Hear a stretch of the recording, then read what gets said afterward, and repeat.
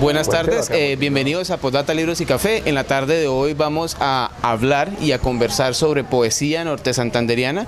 En este evento tenemos a Saúl Gómez Mantilla y a Javier Bosch, donde hemos decidido darle una oportunidad finalizando el año. Este es el evento con el que cerramos el año para hablar de poesía en norte de Santander, con este conversatorio que se llama Toda piedra fue alguna vez una estrella, 100 años de poesía en norte de Santander.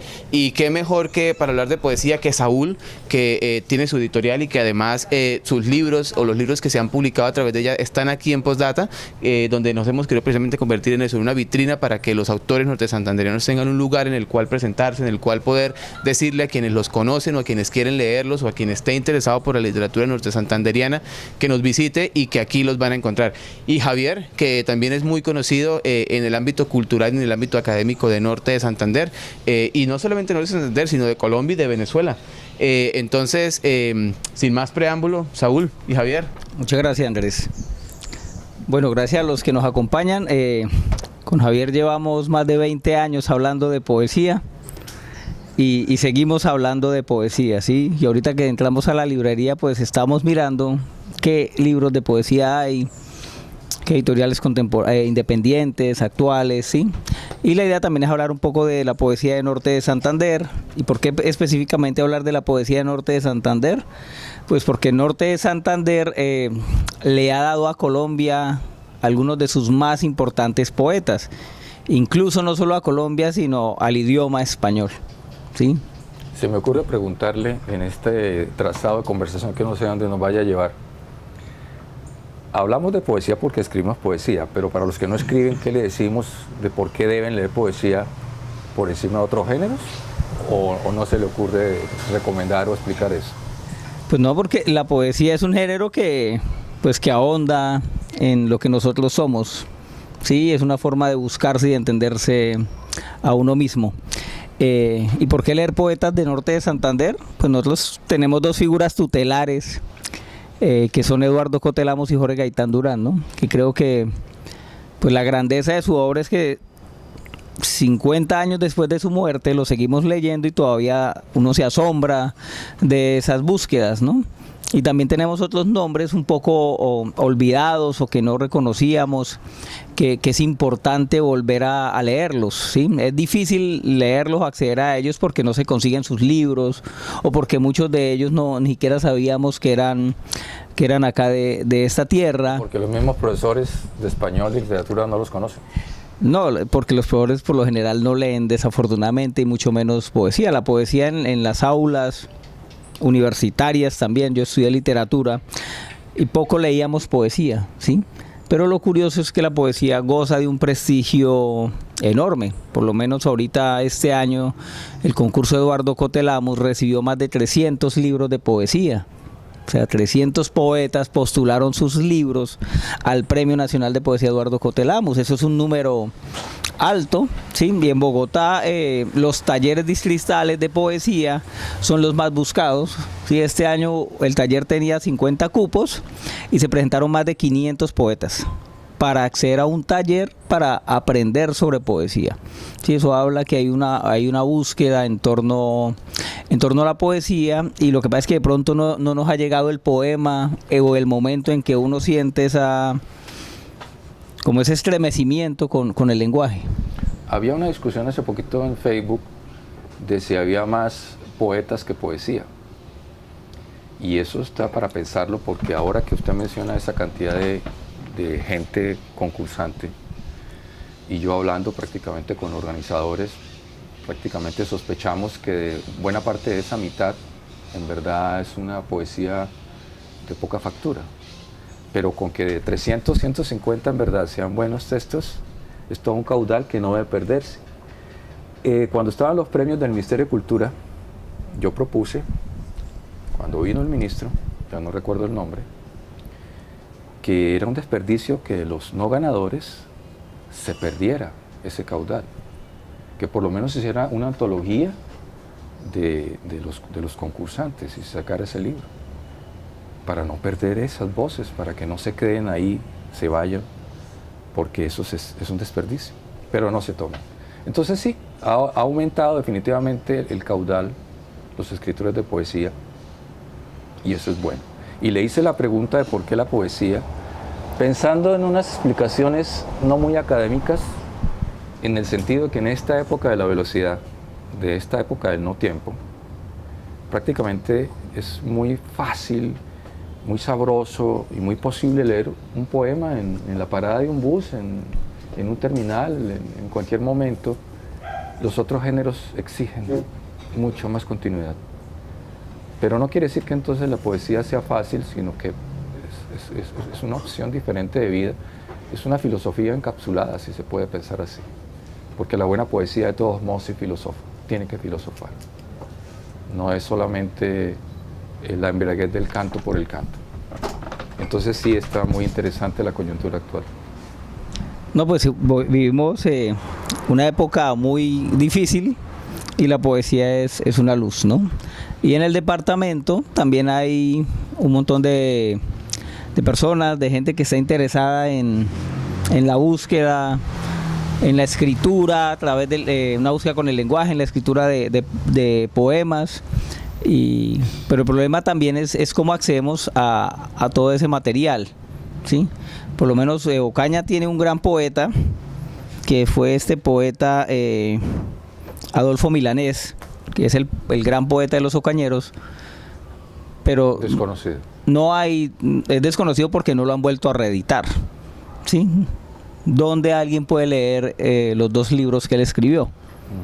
¿Sí? Se consiguen algunos poemas, ¿sí? No, pero en la política, nosotros que hemos ido a Venezuela a encuentros como invitados, estando Venezuela en las vacas gordas y en las vacas flacas, los poetas allá, buenos y malos, porque hay malos poetas, los poetas malos son los que no dejan que su obra decante, los que quieren ante todo fama, los muy prematuros, los que no profundizan las vivencias. Veíamos que prácticamente los poetas buenos y malos todos tenían sus libros editados. Nosotros íbamos con fotocopias, cuidando aquí los originales para no perderlos. nosotros Eso habla de una política. llevamos las primeras ediciones de Épica. Nosotros con fotocopias y ellos todos con sus libros. Entonces eso habla claramente de una política, porque hay toda una campaña mediática de prestigio de Venezuela y por tal de su política cultural. Pero la política cultural de Venezuela es 1000 veces superior a la colombiana. Y en eso de las publicaciones, y en eso de los estímulos, y en eso de los premios, los concursos, las invitaciones, es una evidencia de esa política. Claro. Entonces allá en Venezuela los poetas no se pierden, pero también se pueden malograr por ser prematuros y que prácticamente un poema que no merece tocar papel y tinta tenga eso. Es un desperdicio de árbol prácticamente, es un crimen ecológico. Ese es el peligro. Pero igual como estamos acá, también en esa búsqueda en torno a la poesía norte de Santander es encontrar aquellas otras voces que tuvieron su valía en su momento y que hoy día no las reconocemos. Pensando en Ana María Vega Rangel, Alma Luz, sí, que murió acá casi que en la indigencia, sí, porque ya no tenía familia, pero que cuando uno se pone a indagar en los periódicos colombianos de los años 40, uno le encuentra que le publicaban poemas a ella, que las revistas de su momento le hacían homenajes, que habían entrevistas a Alma Luz, ¿sí? Sí, Que era en los años 40, 50. Sí, era la gran poeta colombiana y era una poeta de Cúcuta. Pero desafortunadamente acá no se consiguen los libros que ella editó, no se consigue, o sea, toca ir a la Luis Ángel Arango o a la Biblioteca Nacional para acceder a los libros de Alma Luz y acceder a esa poesía, porque no ha habido una política del departamento pues que busque también educar en esos personajes, porque también es una forma de tener identidad, ¿no? La poesía también nos construye nuestra alma, ¿sí? Así como nosotros cuando escuchamos las brisas del Pamplonita, ¿sí? Uno se estremece porque siente ahí como la tierra, el paisaje. Lo mismo sentimos cuando leemos ciertos poemas de Gaitán Durán o de Cote. Eso también ocurre con Alma Luz, por lo menos cuando sea el terremoto de Cúcuta, 50 años después, ella escribe un soneto en 3 partes al terremoto de Cúcuta, que es bellísimo y es un soneto de arte mayor. ¿Qué quiere decir eso? Que ella escribe un soneto alejandrino de 14 sílabas. ¿Sí? Entonces, cuando uno es estudioso de la poesía y uno se encuentra eso, quiere decir que ella era una conocedora del lenguaje y una avesada y una arriesgada, porque muy pocos, los poetas por lo general escribían sonetos de 11 sílabas, porque ya lograr un soneto de 14 sílabas de extensión cada verso era muy complicado, y ella lo hace, y lo hace en 3 partes. Es increíble. Está aquí en esta antología que se llama Toda piedra alguna vez fue una estrella, de los autores. Si quiere usted lea su soneto. Yo no me siento muy bien leyendo métrica, pero quiero contar una experiencia con Alma Luz. Cuando yo estoy ingresando al periodismo, y concretamente el periodismo cultural, eso es a comienzos de los años 90, me entero de la existencia de Alma Luz como poeta. Y voy a ir a entrevistarla, y prácticamente por los avatares y las ocupaciones pasan las semanas, no acudo al encuentro, pero al mismo tiempo no la había leído. Y muere Alma Luz en el 91. Y cuando me encuentro con la obra de ella, yo que era una poeta que le cantaba al Cerro de Tasajero, esos poetas provincianos, decimonónicos, premodernos, me encuentro con una poeta tremendamente moderna y cósmica, maravillosa. Es decir, una poeta que para nada tiene que ver con la patria boba, con esos lugares comunes de la poesía folclórica, de las cosas decimonónicas, premodernas, sino una poesía enorme que puede ella ponerse en esta época y prácticamente fácilmente rebasa a más de uno. A ver, leas ese poema. Por ejemplo, yo recomiendo que leamos o lea Estrella Fugaz.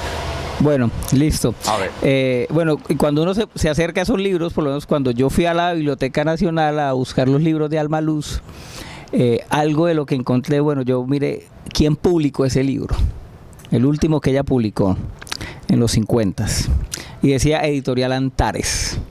Esa era la editorial de Jorge Gaitán Durán, ¿sí? Entonces, pues, eso son ciertos detalles pues que emocionan, y uno dice, pues claro, o sea, ahí yo veo si Gaitán Durán pues en su editorial publicó ese libro, es también porque él consideró que allá había un trabajo. ¿Sí? Saúl, el poema de que usted habla, el de la catástrofe, se llama La Catástrofe, ¿vale? 18 de mayo. ¿Cómo no? Pero dejemos ese de tarea para los lectores, sí, de ejercicio de lectura, mejor para que no suene a colegio, eso de tarea, y léase Estrellas Fugaces, que es un poema homenaje a Francisco Morales Berti en su muerte, y que uno cree que va a encontrar una cinta lúgubre con una cosa toda rígida, acaramelada, y para nada, es de una elegancia.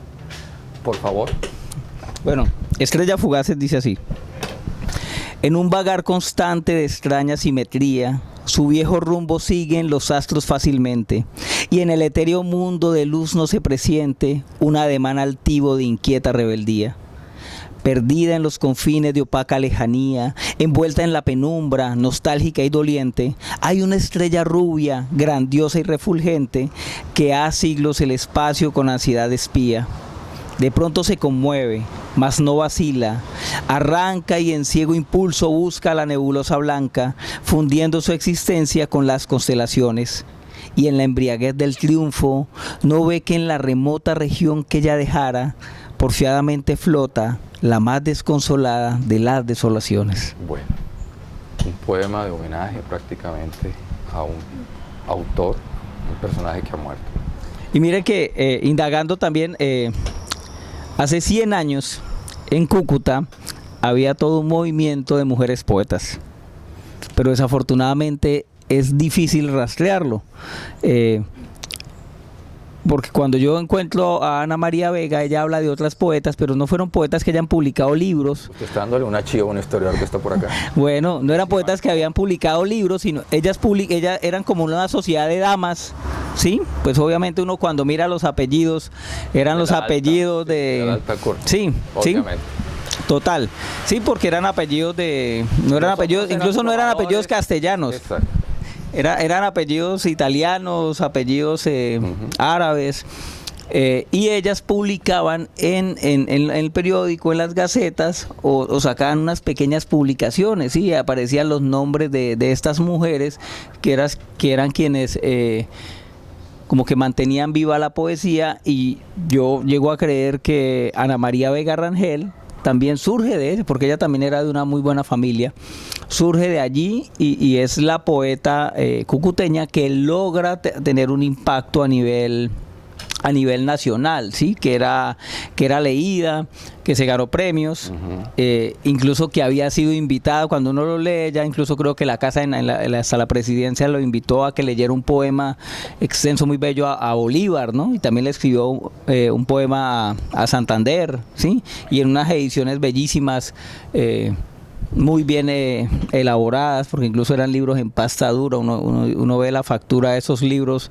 y uno se da cuenta que hay todo un trabajo también allí, que incluso la imprenta del momento, ¿no? Que es muy bello, porque uno le pasa los dedos a las hojas y usted siente la impresión de la letra, de los tipos. Eso también es muy bello. Que en su momento yo tuve previo al encuentro de Almaluz, era encontrar una poeta de las poetas de la métrica, donde prácticamente la métrica subordinara esa medida al sentido, que es lo que ocurre con la mala poesía. Cuando uno lee a Borges, y Borges hace métrica, uno no encuentra el verso quitándole importancia a la significación. Pero cuando el poeta o el poema no es bueno, ocurre ese crimen, ese sacrificio, y en Almaluz no ocurre eso.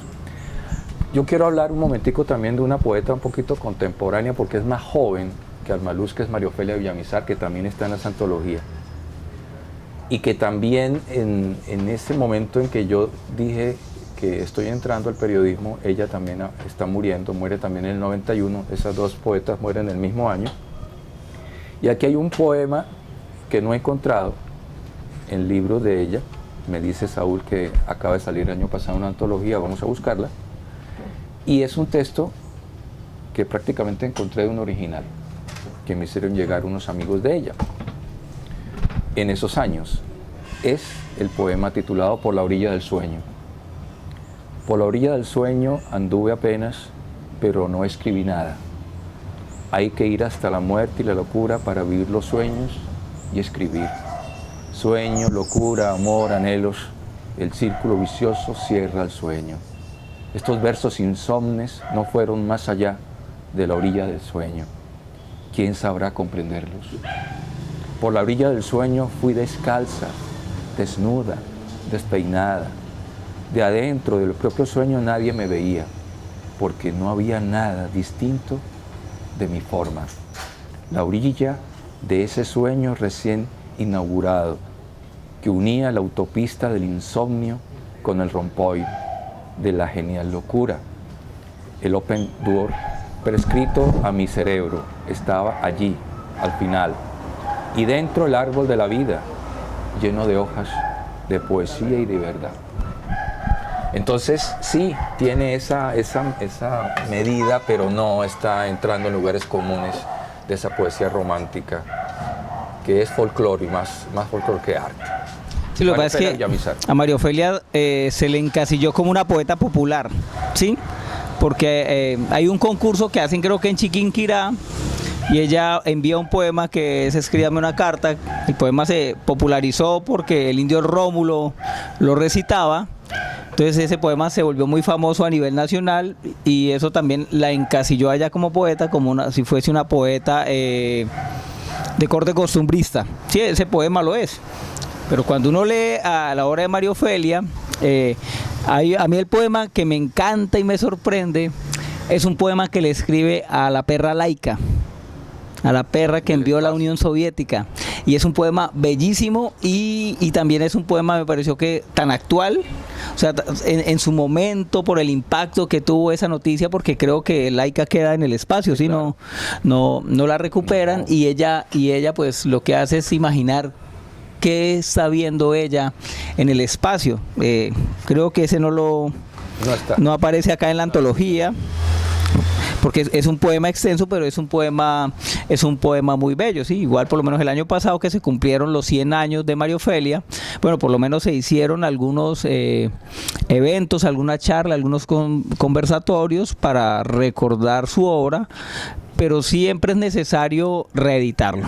Nació ella en 1921. Sí, el año pasado fueron los 100 años. Luz nació en 1897. ¿Vale? Murieron las dos en 1991. De ese poema, de esa selección de este libro, yo recomiendo el poema Futura, de María Ofelia Villamizar, en la página 45. Para ingresar a la no métrica, al verso libre, Saúl, en el norte de Santander, ¿qué poeta escoge usted? Bueno, hay un poeta que nosotros desconocemos, y digo desconocemos porque yo solo me di cuenta que era cucuteño cuando hice el trabajo de indagación, y es Armando Carrillo. ¿Sí? Está vivo todavía. No, ya murió. No me diga. Armando murió en el 2015. ¿Murió en el 2015? Sí, Armando Carrillo es un poeta Él es surrealista ¿de colombiano. Samarcanda? Sí, Oh. y tiene un libro increíble que se llama Sangre Negra en Samarcanda. Es un libro de prosa poética, totalmente surrealista.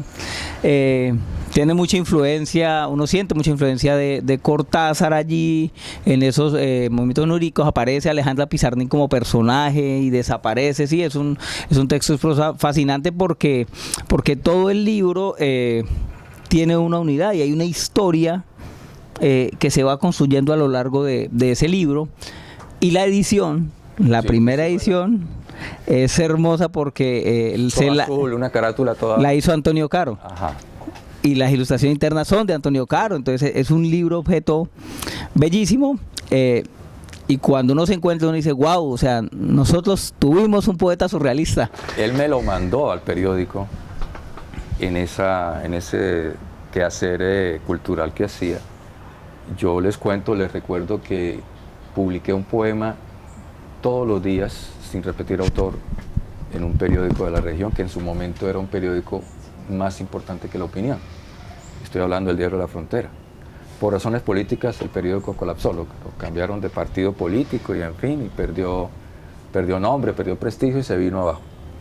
Pero publiqué durante 3 años, todos los días, una columna de diferente extensión, a lo que se llama en términos periodísticos 2 columnas, que son 10,5 centímetros de ancho. Un poema todos los días sin repetir autor. Y la columna fue famosa. Una vez fui a la oficina de correos de Avianca y el cajero, cuando fue a sacar los vueltos, tenía recortados varias de las ediciones de esas publicaciones. Y entonces Armando Carrillo me mandó el libro de Sangre Negra en Samarcanda y por supuesto publiqué el poema. Y entonces prácticamente era todo un encuentro, un descubrimiento, estar con la tarea bellísima de buscar un buen poema, un poema selecto todos los días sin repetir autor. Y llegaban chicos, entre ellos Miguel Ángel Rodríguez, nuestro Simón Bolívar, con sus textos. Y yo les decía, no me comprometo porque escribir poesía no es un favor, o publicar poesía mejor no es un favor. Y algunos de esos textos no iban, porque la columna sí tenía que tener una identidad y la tuvo. Y esa anécdota con Miguel Ángel fue pues para contar, porque él me mandó sus textos y se fue sin que yo le dijera qué me parecían. Por supuesto no los publiqué. Después le dije, no, pues son muy importantes para ustedes, son sus sensaciones, sus visiones, son sagradas, pero no cumple el rigor, no pasa a ser un poema. Son cartas de amor prácticamente, y eso es sagrado, pero no es literatura. Bueno, igual yo, si tuviese la posibilidad de reeditar libros de poesía de Norte de Santander, Sangre Negra en Samarcanda sería uno de los que yo reeditaría, porque siento que le da una mirada distinta a lo que por lo general entendemos como poesía, ¿no? Siempre se piensa en la rima y él rompe totalmente, ¿no? A veces muchas personas creen que decir poesía es decorar o adjetivar, y aunque Armando Carrillo adjetiva, los adjetivos están muy bien puestos, ¿sí? O sea, uno siente que el adjetivo que está acompañando a ese sustantivo no es una decoración, sino es necesario, ¿sí? Sí, esa piedra que dice piedra negra tiene que ser negra, no puede ser de otro color. Un panorama oscuro, paranoico, psicótico, surrealista, como usted dijo. No es una poesía para el fácil consumo. Pero es una poesía, Pero a mí, muy buena, a mí me parece que es importante supuesto que es muy porque... buena. porque genera otro lugar de enunciación, ¿sí? Exacto. Él nos está hablando desde otro lugar y no es lo que uno encuentra. El primer poema de ese libro dice así: a la hora lunar me visitaba la desesperanza negra, los espejos no reflejaban sino los abedules, mi alma era un eclipse, las cartas llegaban sin letras, sin verbos, sin auroras, las ardillitas ya no se deslizaban en los jardines estelares, ahora preferían el silencio, la máscara, el cianuro y los atardeceres del búho. Esperaba la llegada de la luna para que hubiese otra escenografía, otro amor, pero no, la noche nunca hacía su aparición. Alguien decía que la estrella ebria se había quedado sin alas allá en el oasis, que su estertor se acercaba detrás del Himalaya. Con esas noticias tan aciagas se vislumbraba el harakiri, el éxodo a una nave del tarot, la fuga hacia tu ombligo, más tenue que una aquelarre de diablezas, Proserpina más luminosa que una orgía en la intemperie de la musa y el murciélago.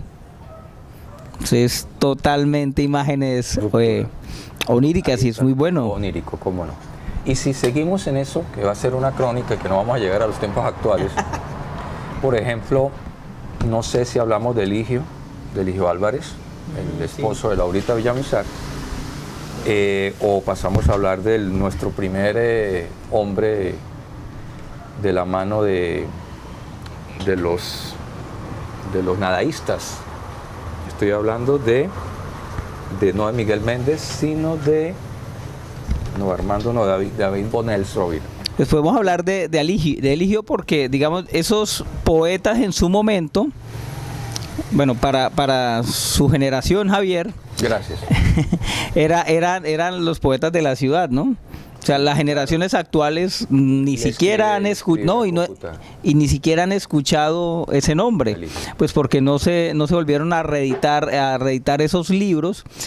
Y también creo que bueno, Laurita Villalobos, dejándose llevar por el amor, prefirió publicar y reeditar esos poemas de amor que él escribió a ella.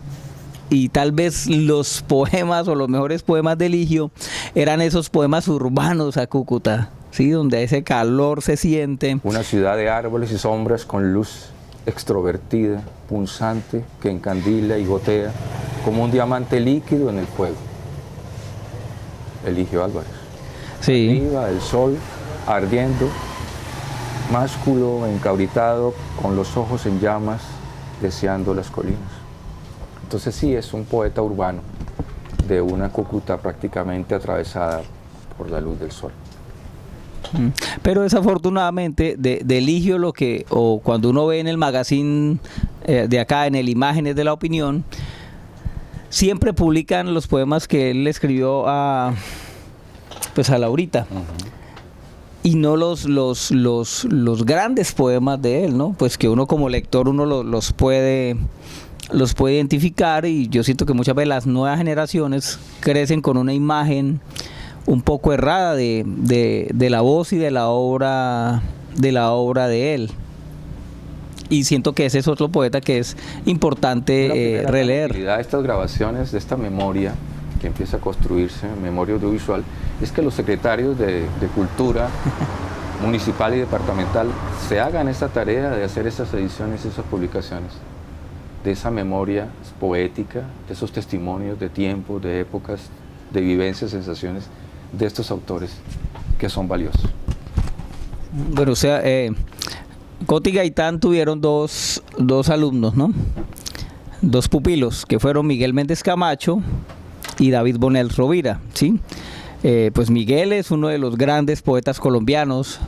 Tiene un libro bellísimo que publica en 1968 que se llama Los Golpes Ciegos, que lo increíble es que cuando uno lo lee hoy día es tan actual, y uno dice, wow, o sea, parece que lo hubiese escrito un pelado, ¿sí? O sea, está lleno de vitalidad, ¿sí? Entonces a mí me parece eso sorprendente porque la buena poesía no envejece. No, la obra de arte es como los buenos vinos, los buenos licores, entre más pasa el tiempo, está mejor. Sí, y el otro es David Bonels. De David se han reeditado una serie de poemas pero no estamos en mora de reeditar su obra completa, su poesía completa. ¿Usted se imagina eso? No, y las historias de David Bonnell son increíbles. Hablar con él de poesía es increíble porque David Bonnell conoció a todo el mundo. Sí, entonces el fino humor de claro, él conoció a Gómez Hattin, a Rojas Erazo, sí, a como esos grandes nombres de la poesía. Y yo recuerdo cuando David se enfermó y lo operaron en Bogotá a corazón abierto, uno iba a la clínica a visitarlo y estaban todos los poetas colombianos allí. O sea, usted se encontraba a Piedad Bonet, a William Ospina, y estaban todos allí visitando a David Bonnell. Y uno decía, wow, o sea, qué respeto tan tremendo le tienen a él. Sentir que los poetas son una familia. No me he dado cuenta de eso. Somos una logia. Leo este poema muy famoso de Miguel Méndez Camacho y muy bello, escrito en la espalda de un árbol. No recuerdo si el árbol daba frutos o sombra, solo sé que dio pájaros, que era el centro del patio de la infancia, que en la madera fácil tallé tu nombre encima de un corazón flechado. Y no recuerdo más. Tanto subió tu nombre con el árbol que pudiste escaparte en la primera cosecha que dio pájaros. Miguel Méndez Camacho. Sí, ese poema de Miguel es, para la poesía colombiana, es casi tan importante como el Nocturno de Silva, ¿no? Wow. Sí, porque yo recuerdo que una vez en una ocasión una chica plagió ese poema y lo envió a un concurso, le cambió el nombre y la gente se reía porque decía, o sea... Un concurso de la Casa Silva. No, era un concurso de la Universidad Externado. Y la gente la risa porque obviamente Miguel Méndez Camacho era el organizador del concurso, y decía, pues sí, o sea, obviamente es el poema más famoso de Miguel Méndez, ¿cómo se le ocurre a ella hacer eso? Era muy evidente. Entonces era como si hubiese mandado el Nocturno de Silva y le hubiese puesto el nombre de ella. Tiene un sello de cote el poema, tiene ese romance, ese amor como cercano al libro Los Sueños, pero Miguel rompe un poco. Bueno, para Miguel es la añoranza, y algo también muy bello es que Miguel le escribe mucho a Cúcuta, siempre aparece Cúcuta en sus textos, y este es uno de esos poemas que llama Campeones con K. No, eso es de David Bonnell. No, este es de Miguel Méndez, sí. A ver. Que es el poema que le escribe a los amigos del colegio, al equipo de micro. Ok. Dice, en la revista El Colegio, una fotografía de 20 años atrás, donde estamos posando sudorosos después de la victoria. Todos tenemos un aire de grandeza que hemos ido gastando. El gallego Tomás, el pecoso Pedrosa, el maracucho Antonio, que hizo un gol memorable y ahora tiene una casa de citas en Valencia. El tatareto Vega, que era puntero izquierdo y ahora juega político por el ala derecha. Siboney, el negrito centromedio, y Juan Ramón Pocillo, porque tenía una oreja solamente. Al respaldo, con mi letra de entonces, una larga leyenda que comienza, Campeones con K. El nombre y los apodos del equipo, los goles y su hazaña, con fecha y hora de esa tarde de marzo cuando fuimos brevemente inmortales. En ese momento podría decirse que la poesía colombiana ya está entrando en esa onda de que lo trivial, lo cotidiano, lo que no es nacional, lo que no es inmortal, lo que no es trascendente, es tema. Es tema de la poética, es tema del asombro, es tema de la valía y el sentido de la vida. Entonces se está entrando toda esa cotidianidad de los nadaístas, toda la ruptura, todo también el sinsentido de las grandes cosas y las pequeñas cosas significativas y significantes. Y ese momento histórico también, ahí está, prácticamente dándose testimonio de la manera de ver el mundo.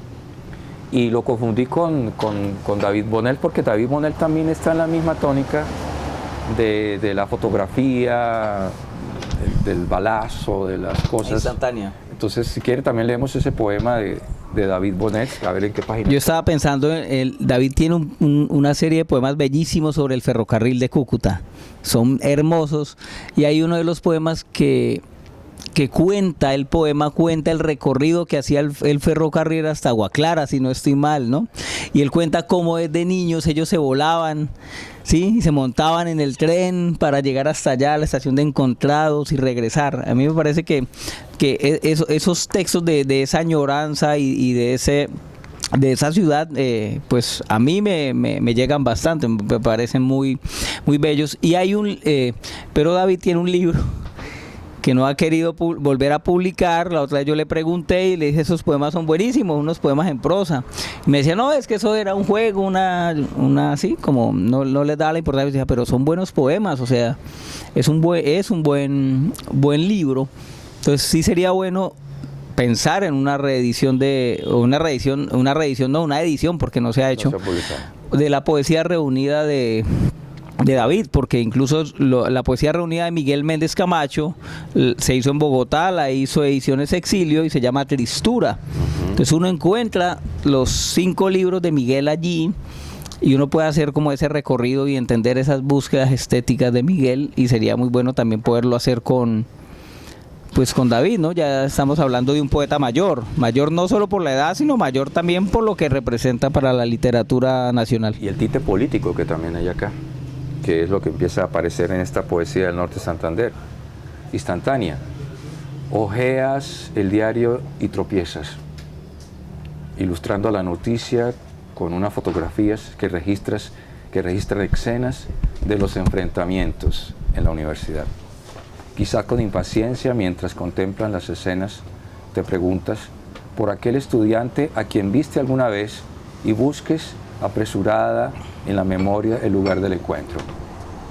Sin embargo, solo tendrás la certeza de su nombre cuando descubras su asiento vacío en el salón y adviertas que él era el mismo que esperaba a tu lado la llegada del bus, poco antes de que el presidente decretara el estado de sitio.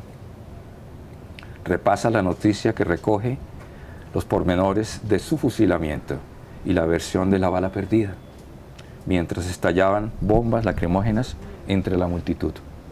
Miras por última vez la instantánea que ilustra la noticia. Y al tiempo que concluyes la lectura, concluyes tú también que eres la misma muchacha de la foto, de espaldas a la cámara, con los brazos en alto y la nuca en la mira del fusil. Miguel Méndez Camacho. Hay de aquí un tono, no un tema, sino un tono que me recuerda a Gómez Hattin, en esa cotidianidad, en ese desparpajo, en esa preocupación, en esa cotidianidad de la vida. Pero Gómez Hattin está en otro ambiente y está asignado por la locura. Claro, igual ya ahí no encontramos esa poesía grandilocuente, ¿sí? Que se piensa, o que en un momento que para que el poema sea profundo tenemos que tiene que aparecer la palabra eternidad, o ciertos términos, ¿no? Como desde algo tan sencillo, sí, como es una fotografía y una noticia, se logra hacer un poema que desafortunadamente sigue siendo actual, ¿no? Porque es sobre el asesinato de un estudiante en unas protestas. Y también pues hablando de, ya que estamos en como un acercamiento a la política, pues nosotros tuvimos un poeta que desafortunadamente fue asesinado, que fue Tirso Vélez, ¿sí? Que dejó 2 libros publicados en vida. El segundo libro es muy bueno, Ciudad de Sombras, que lo publicó la alcaldía de Cúcuta, porque cuando uno lee el primer libro de Tirso, Poemas Perseguidos, y uno lee después Ciudad de Sombras, uno se da cuenta que ya hay un vuelo, sí, que Tirso empezó a elevarse como poeta, y en ese segundo libro hay unos poemas muy buenos, sí, y uno dice, wow, o sea, ¿cómo hubiese sido ese tercer libro si a Tirso no lo hubiesen asesinado? Sí. Si su poesía iba elevándose? Y hay que hacer la claridad y ese peligroso límite con la poesía política de que no puede ser panfletaria, de que no puede quedarse en la pura denuncia, de que tiene que trascender ese momento, ese allá y ese entonces, e inscribirse aquí, en este aquí y este ahora, para que tenga vigencia, y esa es la trascendencia de la obra de arte. Entonces, me parece que si empezamos hablando de que definitivamente la poesía se lee pero no se conoce, y buena culpa de eso no toda la tienen los profesores de literatura. Algunos profesores todavía pretenden que los grandes asuntos y los grandes temas, la patria, la vida, la muerte, que son temas fundamentales que tienen que estar, pero a veces tocados de una manera única por el poeta, pues definitivamente estos temas de la política de los años anteriores, de toda dictadura, de toda violencia, que tienen esa simplicidad de lo poético y que tienen que prácticamente asumir el reto de poder nombrar las grandes cosas de la manera más sencilla y simple, y permanecer como esa memoria y como una huella en verdad creadora y creativa y testimonial de algo que es el arte y que trasciende el folclore y lo panfletario, el momento de la pura denuncia. Y en ese momento Tirso logró eso. Sí, incluso las relecturas que hay de la obra de Tirso hoy día son súper interesantes, ¿no? La Universidad del Magdalena este año publicó un libro, de la Universidad del Magdalena, no fue ninguna universidad norte santanderiana, un libro que es el primer capítulo de una tesis doctoral de Angélica Hoyos que se llama Poesía Testimonial en Colombia, y ese primer capítulo hace todo un análisis de la poesía de Tirso Vélez y Julio Daniel Chaparro. Entonces, lo curioso es... Los dos asesinados. Claro, pero lo curioso es la mirada o quien empieza a darle la valía a la obra de Tirso no es... Y uno creería, ¿no? Pues eso debería ser acá la Universidad Francisco Pablo Santander o la de Pamplona, las otras universidades. Uno creería que tuviesen grupos de investigación, de lecturas, de los autores norte santanderianos, pero no lo hay. Y como una universidad pues del Magdalena con una estudiante costeña hace ese proceso de investigación, ¿sí? Y le da otra mirada a la obra de Tirso y la eleva a una categoría distinta. Digo distinta porque no está dentro de los parámetros del canon poético en Colombia, y ella dice pues no puede estarlo porque no se lo permitieron, lo asesinaron. Sí, es una obra trunca. Y más la poesía, las monografías o tesis de grado que las mismas cátedras de literatura o los programas de literatura. Sí, porque muchos de los grandes estudios son monografías, más que cátedras, ¿no? Incluso ahorita nosotros, actualmente Norte de Santander tiene también otros poetas enormes, ¿no? Estamos hablando un poco de los mayores o quienes han muerto, pero Ramón Cote Baraybar es el hijo de Eduardo Cote, de acá de estas tierras, y el Fondo de Cultura Económica editó el año pasado Temporal, su obra poética reunida en una edición para Latinoamérica. ¿Y es ganador de premios internacionales? Sí, se ganó el Casa de las Américas en España y el Unicaja de poesía, y otro gran poeta es Jorge Cadavid, profesor de la Universidad Javeriana, ganador del Cote, entre otros grandes premios que él tiene. ¿Sus profesores de literatura conocían esos poetas premiados? ¿Están en la actualidad de la poesía colombiana, por no decir norte santanderiana? ¿O solamente se quedaban con Cote y con Gaitán Durán? No, claro que los conocían porque Ramón Cote y Jorge Cadavid pues son figuras... Están allá... Y son figuras académicas, ¿no? Pero más allá de ellos. Más allá de ellos es... Poetas no solamente del norte, sino de Bucaramanga, de Pasto, de qué sé yo, de Tolima, William Ospina. Bueno, William Ospina conocerlo no es difícil, pero más allá... Pues ahorita actualmente hay una mirada distinta por el auge que tienen las editoriales independientes, que son quienes se arriesgan a publicar poesía. Y es la posibilidad de que la poesía de ciertas regiones del país llegue a otros lugares, ¿sí? Que es por lo menos lo que se trata de hacer con Épica Ediciones, ¿sí? Que es que los autores del departamento sean leídos en Medellín, sean leídos en Pasto, sean leídos en otras ciudades, que es lo que se interesa. Y de igual forma, esos autores, cuando tú hablas de Esmir Garcés, Jader Rivera, Winston Morales, que son como los tres grandes poetas que tiene el departamento del Huila actualmente. Los poetas de la costa, Burgos. No, solo hablando de ellos tres, que son del Huila, ¿cómo nosotros los leemos acá? ¿Sí? Solo nosotros, como usted dice, somos una gran familia y nosotros nos leemos entre nosotros pues para no morirnos de soledad, ¿no? Para por lo menos sentirnos que alguien nos lee y están allí vivos y están presentes. Y ahorita en la actualidad que se empezó a hacer esas antologías de poetas de los 80s, no aparecían poetas de Norte de Santander en los 80s. Y a partir de la publicación de este libro, que se llama Cada grieta en el cuerpo, mujeres poetas de Norte de Santander, que buscaba visibilizar a las poetas vivas. Se logró la inclusión por primera vez en una antología de 2 poetas de Norte de Santander, y no fue cualquier antología, fue una antología que hizo Federico Díaz Granados para la casa de Pablo Neruda, para la Fundación Pablo Neruda en Chile, y sacaron 4 grandes antologías, ¿no? Poetas colombianos de los 70s, poetas colombianos de los 80s, de los 90s y del siglo XXI. Cuando sale la de los años 80, aparecen 2 mujeres poetas del departamento, que es Joana Rosso de Pamplona y Magda Pinilla, que es de acá de Cúcuta, pero está radicada en Paipa, Boyacá, ¿sí? Entonces empieza como a ver otra mirada de estas autoras, ¿sí? De estas poetas nuestras que por lo general están relegados, porque cuando se hablaba de esas antologías siempre decíamos, es que Colombia en poesía, en las antologías contemporáneas llega hasta Bucaramanga. Sí, no llega a Norte de Santander porque no aparecían poetas norte santanderianos allí. Entonces también eso que implica, pues que también no solo basta con escribir hoy día, sino también hay que hacer todo un trabajo de difusión, también porque hay una gran cantidad de poetas, ¿sí? Hoy día se escribe mucho más que hace 50 años, entonces eso también requiere pues que el poeta incluso tenga que hacer otros ejercicios distintos a la escritura. Sí, se publica más o se difunde más, habría que pensar eso.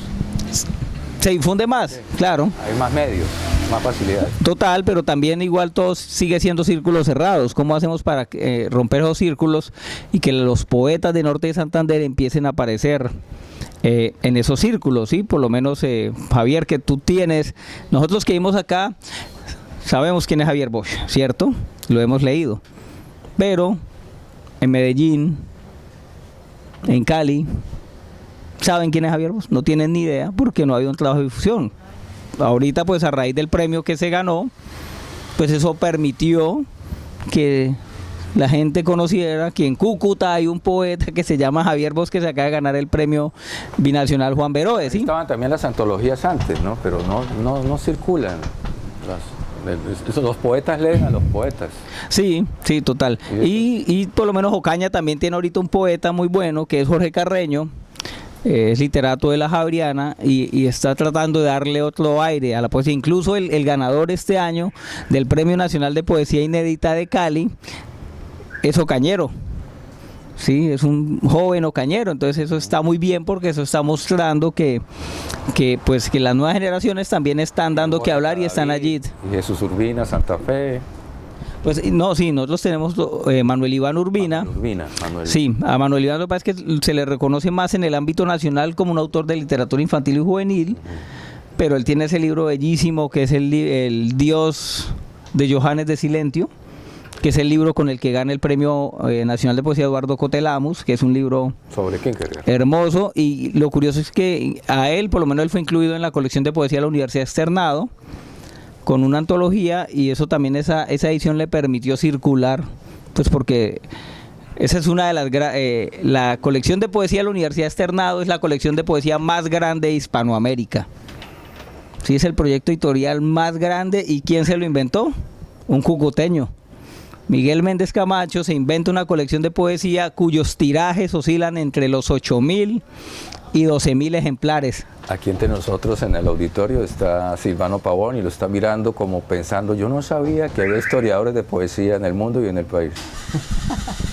Bueno, no, pues ya hemos hablado bastante. Yo quisiera ver si de pronto alguien tiene alguna pregunta o alguna opinión para conversar algo. En el momento histórico en que estamos prácticamente vamos a empezar a hablar de las publicaciones piratas de calidad del comienzo de los años 90. Cuando empieza a surgir un señor que se llama... Ni idea. Saúl Gómez Mantilla. ¿Cómo? Los poetas norteamericanos tienen un portal. Tienen un portal que no se está usando. Sí, bueno, ahorita con el concurso Cote Gaitán, la idea es que el concurso también posibilite un portal, una página web donde se promocione los autores del departamento. Sí, no solo los poetas, sino también los narradores, los novelistas, porque hay todo un auge ahorita que pues que hay que aprovechar y que también es, bueno, yo siempre, no sé si me siento muy viejo cuando digo las nuevas generaciones, ¿sí? Pero yo pues soy profesor y me gusta mucho conversar pues sobre lo que he leído y las cosas bellas que he encontrado, ¿sí? Y también lo que tenemos para leer, ¿no? Tenemos unos autores muy importantes y también lo que se viene, ¿no? Jorge Carreño tiene solo un libro publicado y ya ahorita está trabajando un segundo libro que son poemas como aforismos, que yo sé que va a ser un muy buen libro y que también le puede aportar a la poesía del departamento y de la región, ¿no? Y va a ser un libro que va a haber de qué hablar. Incluso cuando hablamos con la poesía son cosas tan raras porque Javier se ganó el premio ahorita con un libro que escribió hace 10 años. El libro fue terminado en el 2007. Pero con ese libro tú fuiste finalista del COTE. En ese año. Ajá, en el 2006-2007. Pero ante la no pretensión de fama y reconocimiento lo dejé guardado. Es decir, no lo inhabilité porque lo habían habilitado a hacer cualquier publicación. Pero de todos modos, de ese libro salió un poema que está en la antología.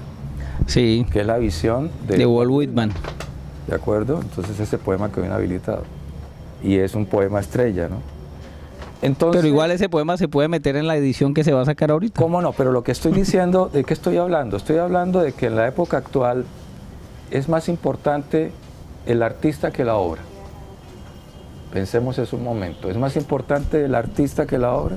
Es más importante la obra que el artista. Pero con la época actual, con el deseo de fama y reconocimiento, cualquiera hace una monería y una vez va a los medios para tener 15 minutos de fama. Ese poemario estaba terminado desde el 2007. Son prácticamente 15 años en que estuvo guardado. Entonces decanta, es una prueba más del tiempo en la obra, de que uno lo mira y sigue siendo valioso, sigue siendo pertinente, no respondió a una moda de otra época, de una juventud, en fin. Entonces, esa es un testimonio de que la obra tiene su espera y tiene sus lectores y tiene su momento. Claro, dado la posibilidad de publicar virtualmente hoy día, no se permite que el poema madure, ¿no? Exacto. Que el poema se trabaje, se pode. Y en esas publicaciones, día a día, en mi tarea de periodista no han publicado lo mío, jamás. Y ahora que se ganó el premio, o que gané el premio, publiqué uno de los poemas del libro.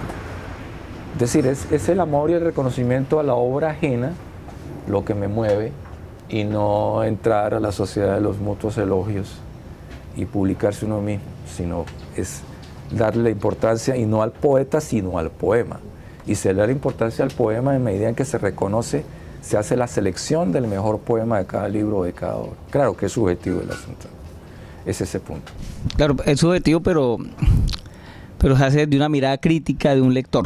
Y de un compromiso, de leer lo que seleccionar lo más oportuno, lo más trascendente, lo mejor hecho, lo que tiene ese sello de obra de arte.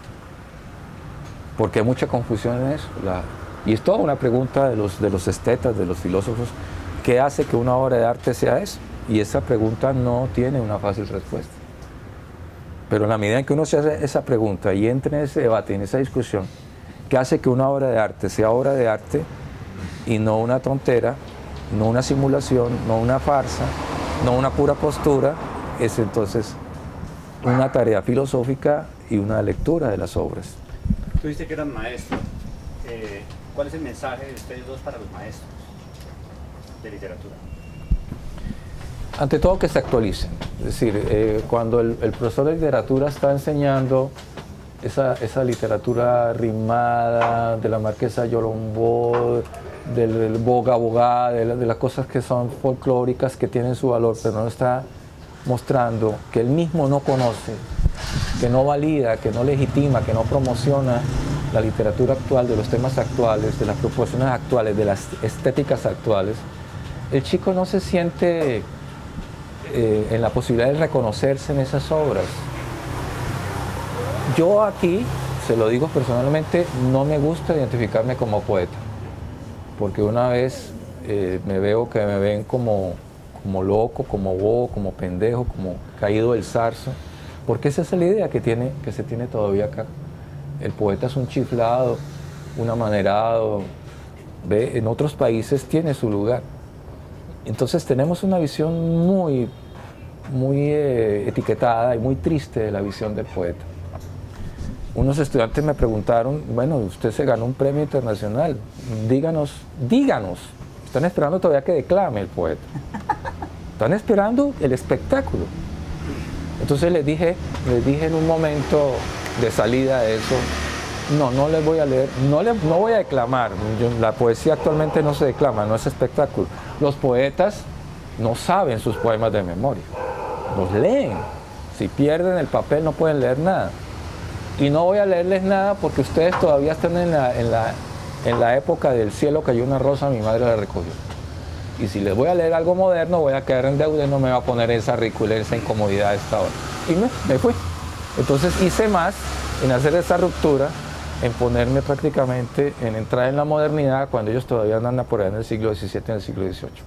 Entonces tienen mucha responsabilidad los profesores de literatura. Y esos libros, cartillas del bachillerato, que nadie aprende ni quiere leer, se incentiva a leer por esas cartillas que son tarea.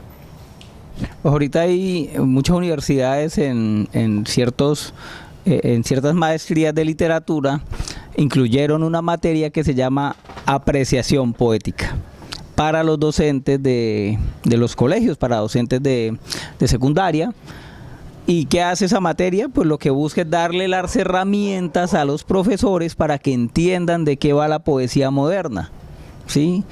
Cuáles son los postulados, cuáles son los poetas, cómo acercarse a un poema, porque también acercarse a un poema es algo que da miedo, ¿sí? A veces uno no entiende lo que está planteando, es como alguien que no está acostumbrado a leer poesía y usted le suelta un poema de Roberto Juarroz. Claro, pues pero queda totalmente... Pero retomando la pregunta de Silvano, no solamente la poesía como poesía género, sino en resumidas cuentas la lectura que tiene la gente de ahora y sobre todo los jóvenes del arte. Si lo vemos por el lado del cine, el 98%, y no es una estadística fija de lo que se publica, lo que se promociona en Netflix, es comercio, es perro caliente. ¿Estamos de acuerdo? Y si hablamos de la buena mesa, sí, no es ni el perro caliente ni la hamburguesa buena mesa. Entonces hay gente que está consumiendo literatura chatarra, cine chatarra, música chatarra, y uno está consumiendo alta cocina, si se me permite la comparación. Entonces la gente está intoxicada con la chatarra. Mire, recomendamos un poquito el tema. Es que están en un punto muy especial, porque sé que van a terminar ya, pero no quiero que se vayan sin que hagamos esto. Si un buen verso, si la poesía es la filosofía más aguda que puedas tener, sin duda, entonces la poesía le puede pasar lo mismo que a la filosofía. ¿Es tan útil como la filosofía o tan inútil como esta? La grandeza de la filosofía y la poesía es que son inútiles, no sirven para lo práctico. Pero ahí está su grandeza. Claro. Sí, porque si la poesía o el arte diera plata, estaban las academias llenas de salones de gente diciendo quiero ser artista, de arte, no de farándula. Pero no hay academias. ¿O cuántos compañeros tenía usted? Aunque sí debe ser en Bogotá un fenómeno estudiar literatura. Pero ¿Cuántos compañeros tenían el curso? Se estudia literatura, más no se estudia para ser escritor. Sí, yo me gradué como crítico literario. Y hoy día sí hay carreras de creación. La Universidad Central tiene un pregrado en creación literaria, donde la tesis de grado es una obra, es un libro de cuentos, una novela, un libro de poemas, ¿sí? Y también hay maestrías en creación. Yo hace poco hice una maestría en creación de literatura infantil y juvenil y escribí una novela juvenil, ¿sí? Entonces, y sí hay unas búsquedas, porque si existen esas carreras en universidades privadas es porque hay un mercado, ¿sí? Y si ya hay, en Medellín hay esas carreras, en Bogotá hay 3, en Cali hay, entonces han ido creciendo, y si han ido creciendo es porque hay un interés por escribir, pero también hay una conciencia de que se requieren ciertas herramientas para poder hacerlo. ¿Sí? Ya se ha quitado un poco esa idea de la inspiración, o de que yo tengo una idea y con la idea es suficiente para para crear una obra, ¿no? Tú tienes la idea, pero eso hay que trabajarlo, hay que madurarlo y hay que aplicar una, así como un carpintero hace una silla, o con el bello, o recordando a Eugenio Montejo en su ensayo El Taller Blanco, que él compara el oficio de escribir poesía con el oficio de su papá, que era panadero. Y hace toda esa reflexión en torno al oficio del papá y cómo él dice que él heredó como esa sutileza o esa búsqueda de la perfección en el lenguaje, o que quedara lo mejor posible, en una exigencia, en ese taller de panadería que tenía el papá, cómo ellos tenían que amasar la masa, guardarla, dejarla que creciera, el tiempo específico en el horno, sacarlo, sí, todos esos procesos. Estamos hablando de un artesano de la poesía, estamos hablando de Eugenio Montejo, para mí el más grande poeta venezolano. Sí, no, en su tiempo era considerado un clásico vivo, sí. Murió hace poco. Sí, hace unos años murió. Entonces sí, igual ahí, pues la poesía es un universo muy extenso para... En la película 21 gramos, sí. Lo que llamó cinearte, el protagonista le dice a su amada en Sean una mesa, Penn. eso, el actor, un verso o un fragmento de un poema Sí, famosísimo. le dice, la tierra giró para acercarnos. Exacto. Claro, incluso es curioso lo que pasó a raíz de esa película, porque ella le pregunta, ¿y eso de quién es? Y él siempre le responde, de un poeta venezolano. Ni siquiera le dice el nombre. Pero eso generó que la gente empezara a buscar en internet el verso y saber qué poeta era, y empezar a leer, y generó nuevamente todo un auge por la poesía de Eugenio Montejo. Pero también, digamos, son cuestiones mediáticas, como desde esos mismos medios se puede potencializar otras cosas, que eso también son herramientas que se le pueden dar a los mismos docentes para acercar a los chicos a la poesía. Yo dejo una pregunta abierta a los que están acá y a los que vean en el inmediato presente o futuro el video. ¿Están buscando, facilitando, dándole vía al asombro, o solamente al entretenimiento, a esa ensoñación? Porque si los personajes ahora son Harry Potter, sociológicamente quiere decir que está solucionando una necesidad de magia en cada uno de nosotros, pero la verdadera magia no es Harry Potter, es el potencial y el caudal de asombro en cada uno, en el estremecerse por las cosas maravillosas, sencillas, simples, sí, de la vida diaria, cotidiana. Entonces no estamos parados frente a esa posibilidad, estamos ajenos a nosotros mismos, a la magia y la ensoñación. La poesía y el arte es la poética, y la poética no es escribir poemas en verso libre o en rima o en escalera, sino darle cabida a ese asombro y esa ensoñación, ver el mundo de una manera desgarrada y también maravillosa. Son los contrastes de la vida y del arte. Y en eso no solamente están fallando los profesores de literatura, sino todos. Papá, mamá, hijos, hermanos, tíos, la familia, el Estado, la sociedad. Estamos descentrados de nosotros mismos, de nuestro ser con S mayúscula, Pues ya, hacia el tener del entretenimiento de las cosas. el otro año se viene una apuesta de este gobierno muy arriesgada, pero va a ser algo muy bello, y es las escuelas de poesía. Más que para formar escritores, es para formar lectores y para brindar las herramientas para el encuentro con la belleza. Entonces decían, ¿para qué una escuela de poesía? No es que quieren que nos llenemos de poetas, o sea, no, queremos que nos llenemos de gente sensible, ¿sí? Que el lenguaje los toque, y no solo el lenguaje, sino también el mundo, ¿sí? Porque es estremecerse también ante lo bello, pues ante el horror. Claro. Y eso va a ser como un gran reto, claro.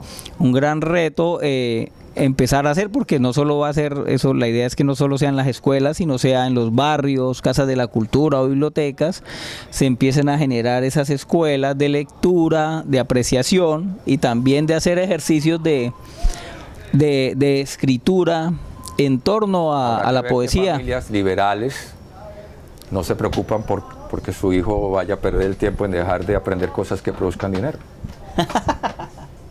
Esa es la... Vamos a ver qué pasa con las familias. Sí, pues eso decía en la novela Hasta el sol de los venados, de Carlos Peroso, pues que es la gran novela de Cúcuta. Hay un personaje que es un poeta que es Satuplé, ¿no? Y Satuplé tiene la fórmula para acabar con la crisis de la frontera y para que Cúcuta sea una gran ciudad. Y dicen, ¿y cuál es? Dice, pues hagamos escuelas de poesía y formemos poetas. Dicen, pero ¿y eso para qué? ¿Cómo que no? ¿Usted sabe cuánto pagan por el premio Nobel? Imagínense que empecemos a sacar poetas y empiecen a ganarse los premios Nobel. Ya con ese dinero sacamos de la pobreza a la ciudad, ¿no? Y es muy... Pues uno dice, no, pues uno se ríe en su momento, pero también hay Satuplé también, porque incluso yo creo que no estaba pensando en la riqueza económica, sino estaba hablando de una riqueza espiritual. Claro. ¿Sí? Por supuesto. De la familia Peroso, que son lectores empedernidos. Sí, bueno, no sé si de los... Una invitación Dale. a los poetas y a los maestros, que ustedes planteándoles esa situación. A los poetas, a los escritores y a los maestros que se acerquen a ese portal Poesía y Cuento a la luz del concurso Cotelamos, donde todos los poetas, los jóvenes y los mayores, ustedes ya se están etiquetando entre los mayores. Gracias. Sí. Que publiquen lo que quieran publicar y lean una página institucional que se creó para eso, que es el portal Poesía y Cuento Cotelamos, Gaitán Durán, pues generada desde el apoyo que el Estado tiene que dar, usted lo reclamó hace un rato, la Secretaría de Cultura del departamento, y que a medida que se avance, los maestros van a tener un dispensario de la poesía norte santanderiana. Pues por eso la invitación debe ser tanto a los escritores, a los poetas, porque aquí también hay narrativa, cuentos, pues a la luz de esos dos grandes íconos, Cote y Gaitán, y la idea es que sea el espacio de los escritores y poetas, pero que también sea la despensa y la posibilidad de que los maestros pues se encuentren. Porque es que eso que ustedes plantearon, de que no encontrábamos, que hay que reeditar ese clamor de Saúl por reeditar, pues hagámoslo hasta donde se permita, en términos legales, ofrecer en un portal institucional esa poesía. De hecho. Yo quería saber si alguien quería hacer un comentario o una pregunta. Y si no, pues le iba a decir a Javier que cerráramos con poesía. Sí, yo voy a compartir un poema A ver, desenfunde. de Ramón Cote que se llama Expedición Botánica. Creí que iba a leer algo suyo. No, Eso mismo que yo quería hacer. Sí, bueno. no. Dale. Expedición Botánica. Y pues cuando yo le pregunté a Ramón Cote, bueno, ¿de dónde surge el poema? Me dice, pues cuando vi los dibujos, ¿no? Los tabloides en acuarela de la expedición, decía, wow, eso es algo increíble. Y también me decía que cuando durante la Patria Boba, como los españoles vuelven y después ya se van nuevamente, entre las cosas que se llevaron fueron los dibujos originales de la expedición botánica. Ya están acá y hay 2 colecciones disponibles en la WPRF. Sí, pero sí, no, eso se editó, pero los originales los tienen ellos y decía... Eran el patrimonio del Estado y ellos lo recogieron. Total, sí, entonces era ese conocimiento de la importancia que tienen eso. Por supuesto lo salvaron y no los republicanos finalmente lo destruían. Sí. Dice así, Como pasó con el resto de archivos y demás. Expedición Botánica. Sus alas son la descripción más precisa de las cordilleras. Su pico es una vasta realidad geográfica. Este pájaro es el extremo ardiente de las jerarquías. Su dibujo no es un documento, es una emoción. Ahora Javier, busque. Cote de Baraybar, ¿no? Sí. Pues yo Busque un sí poema. voy a dejar de ser modesto y voy a leer algo mío. De este libro que fue publicado por la mediación de Silvano este año, que termina, que se llama Entre la piel de los jaguares, publicado por el departamento. Es un libro homenaje a 11 culturas indígenas.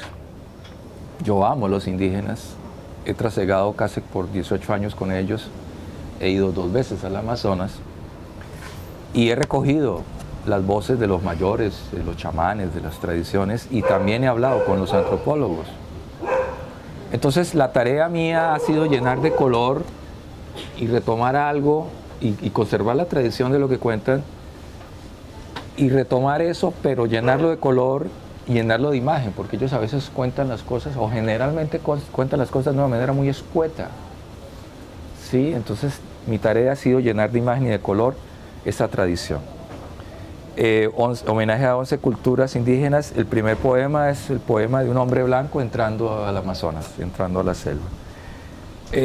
Leo este porque es el poema más breve, o uno de los más breves, porque son casi cuentos.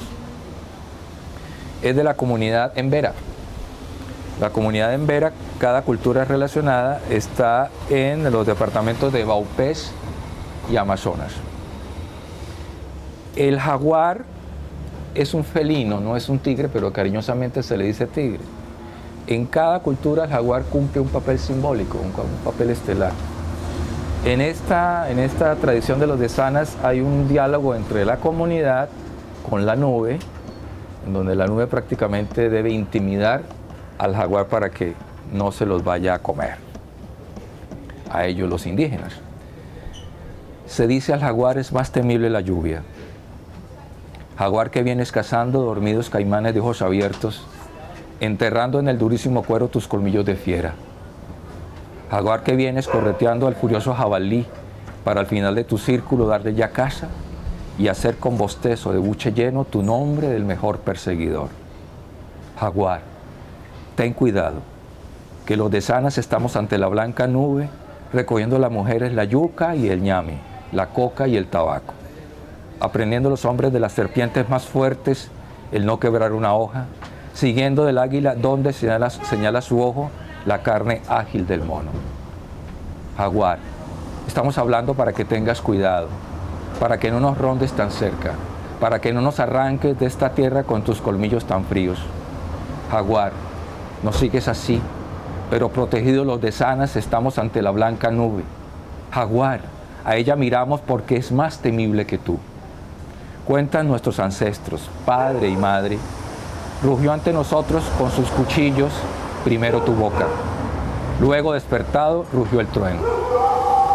Nuestros cestos que guardan semillas se arrojaron, nuestros caucheras sin piedras que encontrar se perdieron, nuestros dardos que silban en las cerbatanas se acallaron, nuestro rastrear hondo y el mismo armadillo, todo corrió en la selva.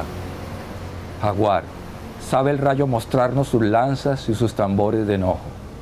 Su fuerza se crece en el torrente que trae. Jaguar, no valen tus garras, se moja tu cola, te arrastra el asfixiante serpentear de las aguas, si no sabes tú rendirte en un árbol. Jaguar, no nos enseñes tan cerca tu paso, vamos andando contigo. Si ruges en nuestros cuellos, se despierta la nube, se oscurece de pájaros asustados, se estremece, caen sobre todas las cosas el viento que rompe, cae sin soles la lluvia, hasta que la nube apenada siente su enojo en las aguas. Jaguar, en esta selva, la nube que miramos es más temible que tú. Bueno, gracias. Un placer haber compartido en este reencuentro.